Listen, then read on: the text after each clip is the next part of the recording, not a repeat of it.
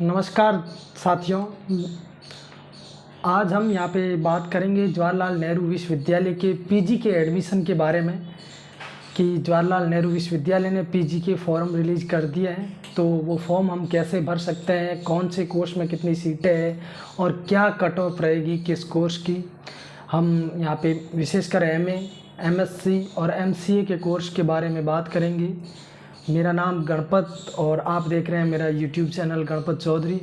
तो सबसे पहले आप सभी से मेरी गुजारिश है कि आप मेरा यूट्यूब चैनल सब्सक्राइब करिए, वीडियो को लाइक करिए और ये वीडियो उन सभी साथियों को शेयर करिए जो जवाहरलाल नेहरू विश्वविद्यालय में पीजी का फॉर्म भर रहे हैं या फिर वो भरने वाले हैं और जेएनयू में पीजी की तैयारी, पीजी के लिए आना चाहते हैं। सबसे पहले मैं आपको ये बता देता हूँ कि जवाहरलाल नेहरू विश्वविद्यालय ने पीजी का फॉर्म है वो रिलीज़ कर दिया है। तो आप सभी जेएनयू की साइट पर jnuu.ee.in पे जाके अपना फॉर्म पीजी का भर सकते हैं। फॉर्म का क्या क्या मतलब कैसे भरना है, उसमें क्या क्या कॉलम है, उनके बारे में मैं आपको बता देता हूँ। सबसे पहले आपको अपनी पर्सनल इन्फॉर्मेशन डालनी होगी, फिर आपको क्वालिफ़िकेशन इन्फॉर्मेशन डालनी होगी कि आपकी क्या क्वालिफ़िकेशन है, और फिर आपको अपने डॉक्यूमेंट डालने होंगे। उसमें डॉक्यूमेंट में एक आपका फ़ोटो और एक सिग्नेचर, दो ही मांगे जा रहे हैं, और फिर आपको पेमेंट करके फॉर्म सबमिट कर देना है। ये फॉर्म प्रोसेस है पीजी का। और पीजी के एडमिशन के लिए आपको CUET का पीजी एग्ज़ाम दिया हुआ होना बहुत कंपलसरी है जेएनयू के लिए, क्योंकि जेएनयू CUET पीजी के पार्ट बी को ही कंसीडर कर रहा है। मैं ये एक आपको बता देना चाहता हूँ कि CUET पीजी 100 क्वेश्चंस का पेपर हुआ था, उसमें पार्ट ए में 25 क्वेश्चन से थे और पार्ट बी में 75 क्वेश्चन थे।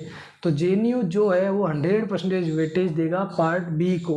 पार्ट ए का जेएनयू से कोई कनेक्शन नहीं है। जिस बंदे ने पार्ट बी में अच्छा स्कोर किया है और उसका अच्छा मार्क्स आ रहे हैं, वही जेएनयू में पीजी में एडमिशन ले पाएगा।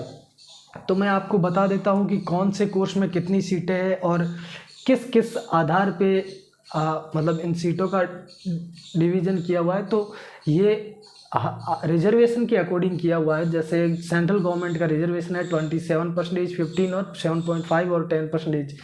27 OBC, 15 SC, 7.5 ST और 10% EWS का, और बाकी UR कैटेगरी के लिए सीटें रिजर्व्ड होती है, और 5% इसमें PWD कैंडिडेट के लिए भी सीटें रिजर्व्ड है। और एक आपको फॉर्म भरते हुए दिक्कत का सामना करना पड़ेगा डिप्रीवेशन पॉइंट का। ये डिप्रीवेशन पॉइंट का क्या सिस्टम है, मैं इसके बारे में आपको बता देना चाहता हूँ। जवाहरलाल नेहरू विश्वविद्यालय बैकवर्ड इलाके से जो लोग पढ़ के आते हैं उनको कुछ पॉइंट देता है। वो पॉइंट आपके फाइनल मार्क्स में जुड़ेंगे, ना कि CUET के स्कोर में। जो मतलब आपकी जब मेरिट लिस्ट निकलेगी उस टाइम वो मार्क्स आपके जुड़ के मेरिट तैयार की जाती है जवाहरलाल नेहरू यूनिवर्सिटी के द्वारा। ये कैसे जुड़ेंगे, पीजी के लिए इसका सिस्टम है, क्वार्टाइल 1 से है उनके 3 मार्क्स और क्वार्टाइल 2 से है उनके 2 मार्क्स। और फिर गर्ल्स के लिए जेएनयू एक अलग से मार्क्स देता है। गर्ल्स को जो कैटेगरी से आ रही है, जिनका SC, ST, OBC और PWD कैटेगरी से है, उनको 7 मार्क्स देगा, और जो UR कैटेगरी से है उनको 5 मार्क्स जवाहरलाल नेहरू विश्वविद्यालय देता है। ये डिप्रीवेशन पॉइंट का सिस्टम है। और आप सभी जो क्वालिफिकेशन लिस्ट है ये डिप्रीवेशन पॉइंट की क्वार्टाइल डिस्ट्रिक्ट की, वो आप ई प्रोस्पेक्ट्स में जाके देख सकते हैं। वहाँ आपका डिस्ट्रिक्ट मेंशन है, कौन से कॉलम में, फर्स्ट में या सेकंड में, तो वहाँ जाके आप देख सकते हैं कि आपको कितने मार्क्स जवाहरलाल नेहरू विश्वविद्यालय देगा।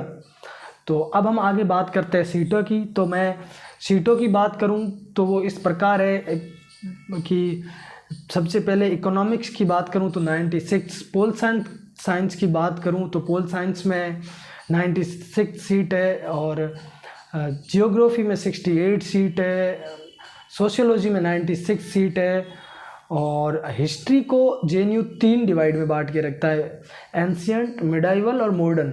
तो उसमें 31 और 43 सीट है हिस्ट्री में, ये 3 पार्ट में, और फिलोसफी में 31 सीट है, और लेबर स्टडीज़ में 50 सीट है। ये मैंने आपको ट्रिपल एस के जो सब्जेक्ट हैं उनके बारे में सीटें बताई है।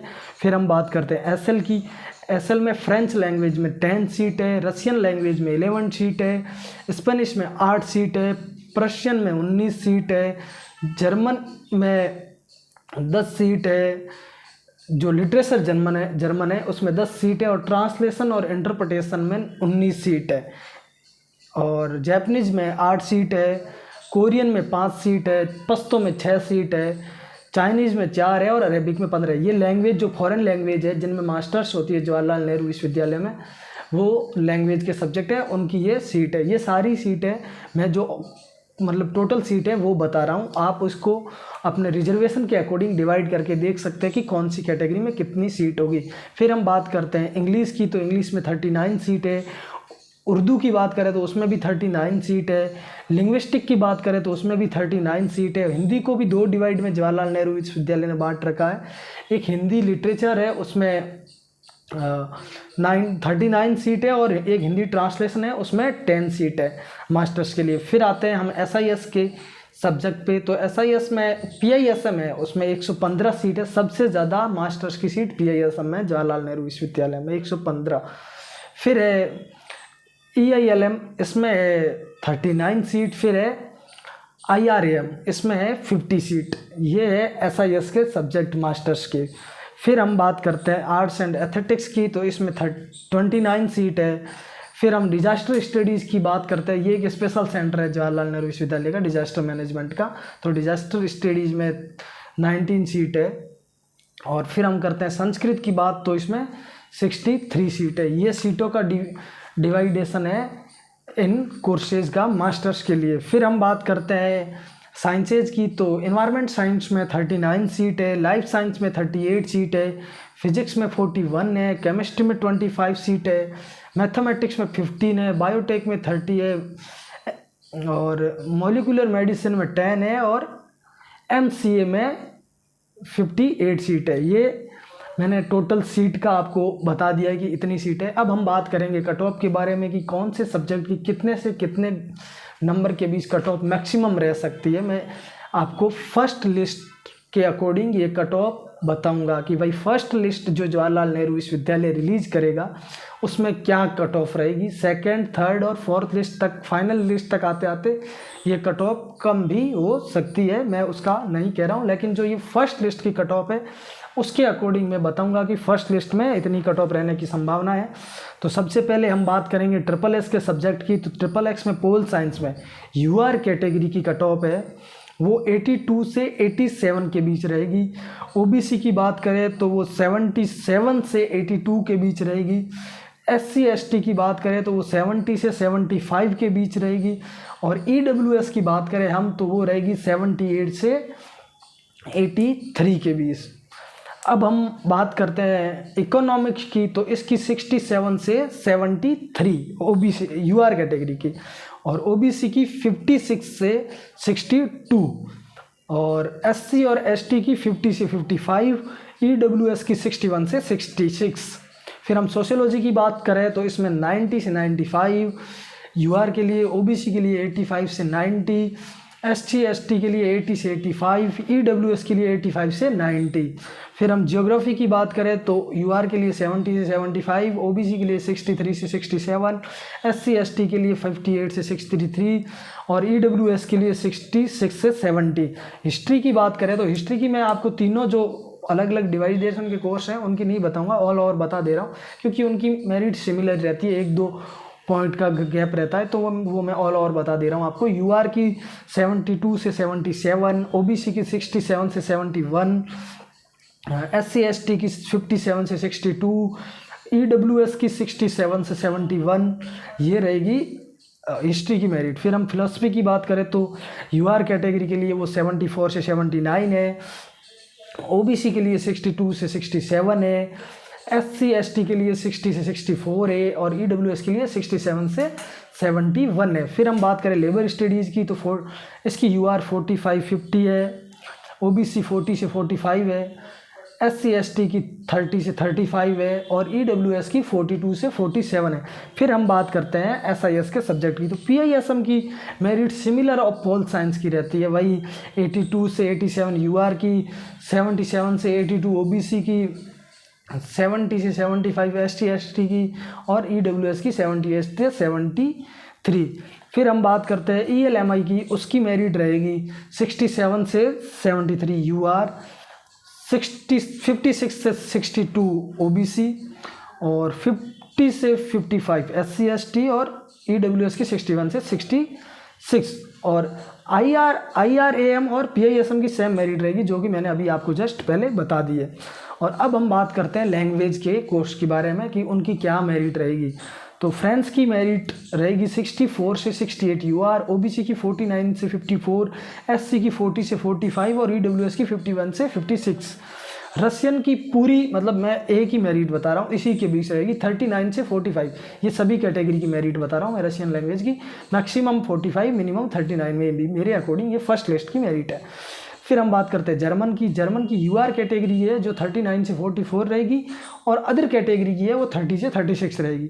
फिर हम बात करते हैं जैपनीज़ की UR कैटेगरी के लिए 74 से 79, OBC के लिए 58 से 63, SC/ST के लिए 50 से 55 और EWS की भी यही रहेगी 50 से 55।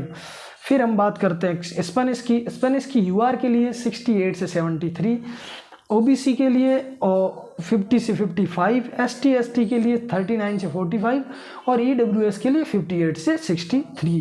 ये स्पेनिश की। कोरियन की रहेगी कट ऑफ UR के लिए 60 से 65 और बाकी कैटेगरी की 50 से 55 तक। फिर पश्तो और पर्शियन की बात करें तो इसकी सभी कैटेगरी के लिए 34 से 39 के बीच मेरिट रहेगी। फिर हम चाइनीज़ की बात करें तो इसकी सभी कैटेगरी के लिए 49 से 54 के लिए मेरिट रहेगी। ये मैं सभी कैटेगरी की बात कर रहा हूँ और फर्स्ट लिस्ट की बात कर रहा हूँ, ध्यान रखना। फिर हम अरेबिक की बात करें तो अरेबिक की मेरिट रहेगी UR के लिए 80 से 86, OBC के लिए 78 से 82 और अदर कैटेगरी के लिए, मतलब इसमें EWS और ST/SC की करें तो वो 60 से 70 के बीच। फिर हम इंग्लिश की बात करें तो इंग्लिश की मेरिट रहेगी JNU के लिए 95 से 99 UR कैटेगरी, OBC की 90 से 95, EWS की 87 से 92 और EWS की 90 से 95 और ST/SC के लिए 87 से 92।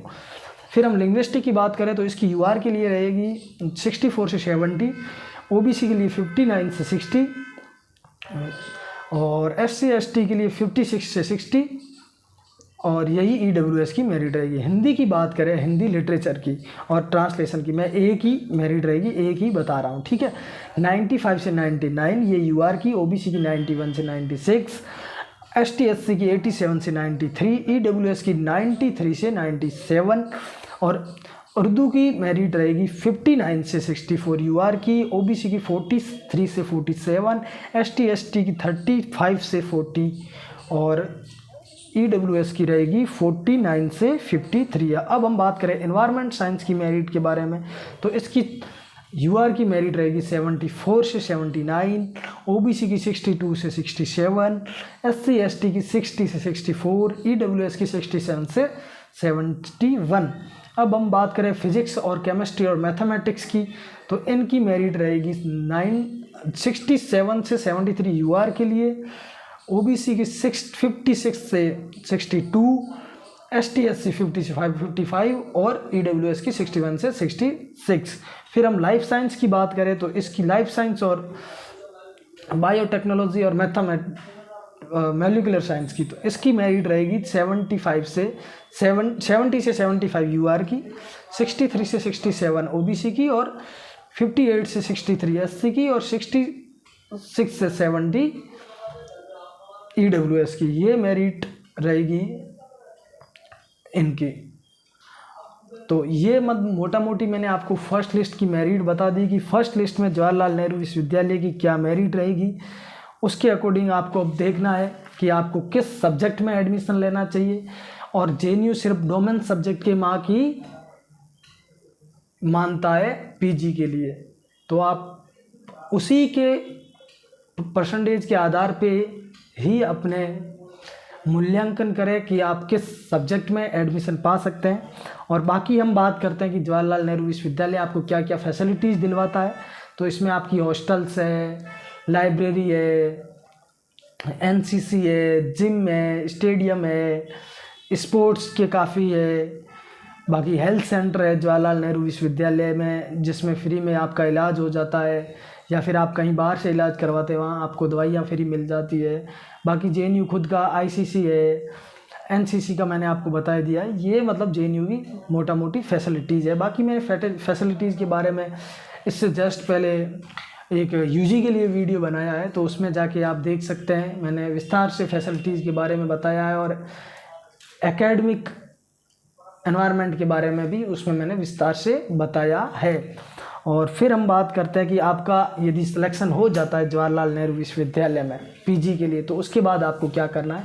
उसके बाद जवाहरलाल नेहरू विश्वविद्यालय आपको डॉक्यूमेंट वेरिफिकेशन के लिए यहाँ पे बुलाएगा। तो डॉक्यूमेंट वेरिफिकेशन के लिए मैंने एक ऑलरेडी वीडियो बना रखा है पीजी के लिए, वही सेम डॉक्यूमेंट और उसी फॉर्मेट में उसमें मैंने आपको विस्तार से बता रखा है कि किस फॉर्मेट में अपने डॉक्यूमेंट लाने हैं और क्या क्या डॉक्यूमेंट लाने हैं। ये सब मैंने विस्तार से बता रखा है, और कैसे आपको जवाहरलाल नेहरू विश्वविद्यालय तक आना है और कहाँ पे आपको ये डॉक्यूमेंट वेरिफिकेशन करने के लिए आना है, ये सब मैंने विस्तार से उस वीडियो में बताया है। उसका लिंक मैं डिस्क्रिप्शन में डाल दूंगा, आप वहाँ जाके उस वीडियो को देख सकते हैं कि क्या क्या डॉक्यूमेंट लाने हैं, क्या है, कैसे हैं, वो सारे मैंने उस वीडियो में विस्तार से बताया है, ताकि आपको आगे परेशानी ना हो।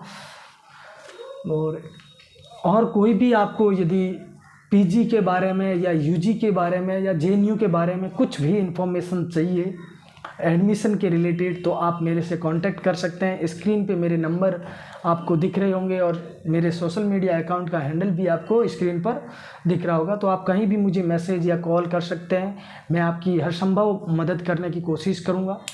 और आप भी एक मेरी मदद करिए, मेरे इस यूट्यूब चैनल को सब्सक्राइब करिए, इस वीडियो को लाइक करिए, और अपने सभी दोस्तों के साथ शेयर करिए, और उन्हें भी इस चैनल को सब्सक्राइब करने के लिए बोलिए, ताकि मैं आपको लगातार जवाहरलाल नेहरू विश्वविद्यालय या फिर कोई भी अलग अदर सेंट्रल यूनिवर्सिटी और एजुकेशन के बारे में और वीडियो बना के आपको मैं दिखा पाऊँ। धन्यवाद।